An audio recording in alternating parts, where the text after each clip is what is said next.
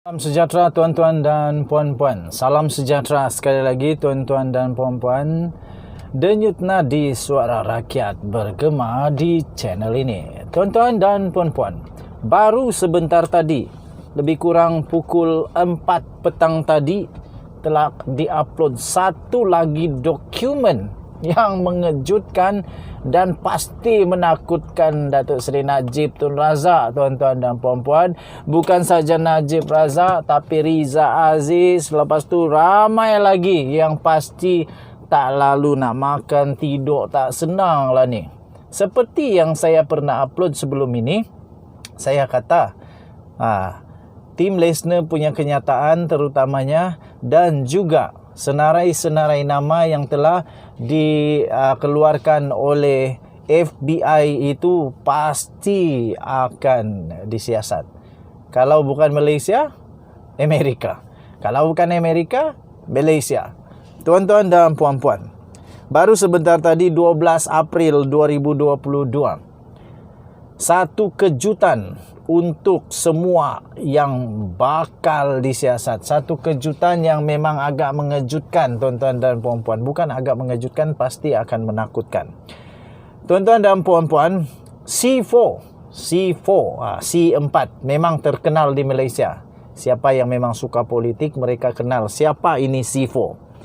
Mereka mahu supaya semua dakwaan Lesner dalam perbicaraan Roger Ng supaya disiasat, tuan-tuan dan puan-puan. Banyak sekali dakwaan yang dikeluarkan oleh tim Lesner. Memang pasti akan luar biasa. Tuan-tuan dan puan-puan, sebuah badan pemantau anti rasuah meminta kerajaan untuk menyiasat dakwaan yang telah dibuat oleh bekas pegawai bank Goldman Sachs, iaitu Tim Lesner, terhadap rakyat Malaysia yang dikatakan terlibat dalam skandal rasuah 1MDB, tuan-tuan dan puan-puan.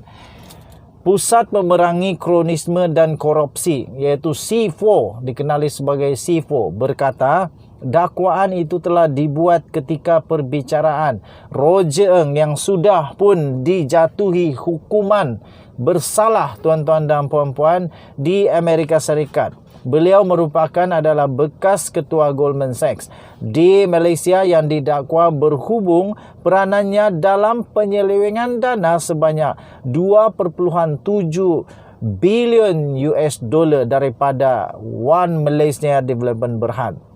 Tuan-tuan dan puan-puan, pengarah eksekutif C4, iaitu Cynthia Gabriel, berkata Suruhanjaya Pencegahan Rasuah Malaysia ASPRM dan polis mesti menyiasat dakwaan Lesner bahawa beberapa rakyat Malaysia termasuk Perdana Menteri, bekas Perdana Menteri iaitu Najib Razak, bekas Gubernur Bank Negara Malaysia BNM Zeti Akhtar Aziz dan suaminya Taufik Aiman juga turut terlibat, tuan-tuan dan puan-puan. Dia juga menggesa siasatan terhadap isteri Ng, iaitu Lim Hui Bin, dan bekas isteri Lesner, iaitu Judy Chan, atas dakwaan penglibatan mereka dalam skandal itu, selain membuat pengisytiharan aset oleh semua rakyat Malaysia yang telah dinamakan oleh tim Lesner di dalam keterangannya. Okey, tuan-tuan dan puan-puan, tim Lesner menyebut Datuk Seri Najib Tun Razak, tetapi FBI turut menyebut Datuk Seri Najib Tun Razak. Jadi ada dua. Okey. Rakyat Malaysia berhak tahu berapa banyak wang masuk ke dalam poket mereka yang mencuri dari tabung negara, kata Cynthia dalam kenyataan itu. Tambahnya, perkembangan terkini perlu diberikan mengenai siasatan polis berhubung lokasi keberadaan Jolo. Betul, tuan-tuan dan puan-puan. Mana Lotek Ijo sekarang ni yang memainkan peranan utama di dalam skandal 1MDB yang terus mengelak daripada ditangkap. Hairan juga kenapa Jolo tak dapat ditangkap, sedangkan teroris besar dunia senang ditangkap. Jolo taklah mana hebat pun saya rasa, tapi susah ditangkap, tak tahu kenapa. Bekas Ketua Polis Negara Abdul Hamid Badur telah memberikan tarikh akhir pencariannya, namun gagal dipenuhi. Ketua Polis Negara yang baru iaitu Akhil Sani Abdullah Sani berdiam diri mengenai perkara itu, kata Cynthia. Cynthia turut menggesa supaya SPRM dan Jabatan Peguam Negara memberikan maklumat terkini sama ada Rohana Rozan, iaitu bekas Ketua Pegawai Eksekutif Astro, akan menghadapi tindakan mahkamah dan sama ada proses pemulihan aset telah dilancarkan. Nah, kita tahu tim Lesner mengaku bahawa mengadakan hubungan sulit skandal dengan Rohana Rozan. Aduh, tuan-tuan dan puan-puan. Lesner telah menamakan Rohana dalam keterangan di mahkamah pada 22 Februari yang lepas dengan mengatakan bahawa dia mempunyai hubungan sulit selama 10 tahun dengannya. Dia mendakwa telah membeli sebuah rumah yang bernilai 10 juta US dollar di London untuk Rohana sebagai pertukaran untuk berdiam diri berhubung penglibatannya dalam skandal 1MDB. Aduh, tuan-tuan dan puan-puan.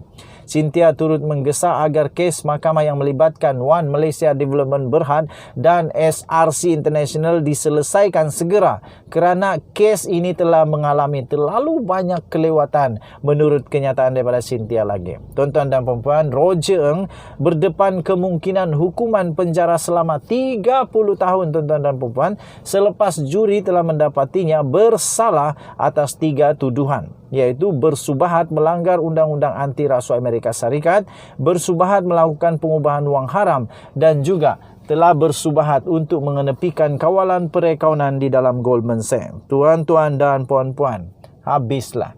Kali ini kalau benar SPRM, Jabatan Peguam Negara, lepas tu Polis Diraja Malaysia, kalau menyiasat, nanti kita akan tahu siapa yang kena. Tuan-tuan dan puan-puan, betul juga kata C4 ini. Kita nak tahu sebagai rakyat, kita betul-betul mau tahu sebenarnya berapa banyak yang mereka sudah ambil ini dan berapa sebenarnya wang 1MDB sebenarnya yang betul-betul sudah digunakan sejujurnya untuk investment. Ataupun langsung tak ada, semua pun masuk poket, tak tahulah. Okey, jadi kerana itu saya setuju dengan permintaan daripada C4 supaya semua yang disebut oleh tim Lesner itu disiasat. Kalau salah, pastikan tim Lesner diambil tindakan kerana memfitnah. Tapi kalau betul, pastikan semua yang masuk di dalam senarai itu diambil tindakan juga. Okey, tuan-tuan dan puan-puan, ini satu perkembangan yang memang hebat dan menakutkan. Saya fikir, inilah, tapi walaupun menakutkan, tapi inilah yang rakyat Malaysia mahu. Inilah yang majoriti rakyat Malaysia mahu supaya kebenaran tetap ada di Malaysia. Tuan-tuan dan puan-puan, Denyut Nadi, suara rakyat, bergema di channel ini. Kita jumpa lagi, jangan lupa tekan butang subscribe, like dan share, komen banyak-banyak. Kita jumpa lagi, bye-bye.